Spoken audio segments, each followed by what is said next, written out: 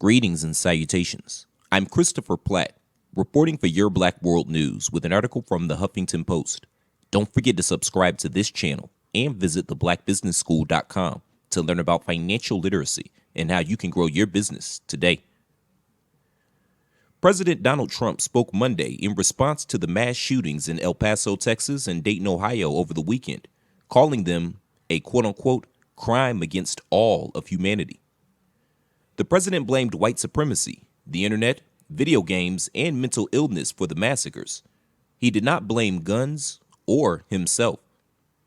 Trump called the attacks evil and barbaric and denounced the shooters as wicked. "We vow to act with urgent resolve," he said.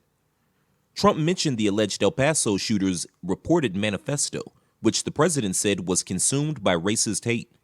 He then called on the nation to condemn racism and white supremacy, while not acknowledging his role in promoting those ideas.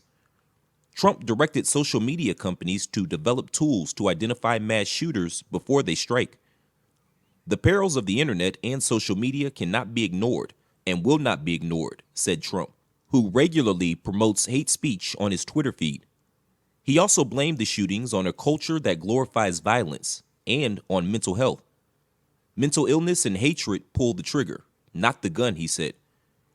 Reading his remarks from a teleprompter, Trump mistakenly named Toledo instead of Dayton as the location of Saturday night's shooting. The president's remarks followed a barrage of criticism by lawmakers, celebrities, and others who lambasted the president over the weekend for his tepid response to the two attacks.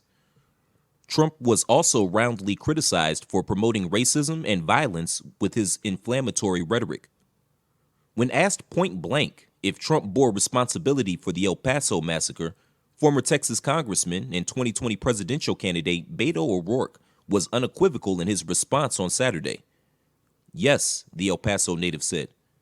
"The suspected assailant in that shooting is believed to have posted a white supremacist manifesto on the extremist forum 8chan shortly before opening fire at a busy Walmart." In the document, the suspect referred to Hispanic people as invaders and used the phrase "send them back," reminiscent of a sentiment promoted by Trump last month in his attacks against 4 congresswomen of color, one of whom was an asylum seeker from Somalia. On Sunday, the president condemned the violence in Texas and Ohio, saying hate has no place in our country. However, he did not explicitly mention white supremacy and instead spoke vaguely of a mental illness problem in the country. "This is also a mental illness problem if you look at both of these cases. This is mental illness," Trump told reporters. "These are people that are very, very seriously mentally ill. So a lot of things are happening. A lot of things are happening right now."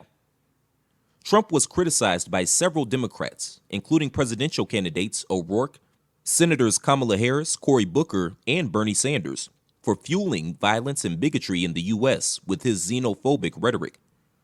"I think at the end of the day, especially because this was the white supremacist manifesto, that Donald Trump is responsible for this," Booker told CNN's Jake Tapper on Sunday, speaking about the El Paso shooting.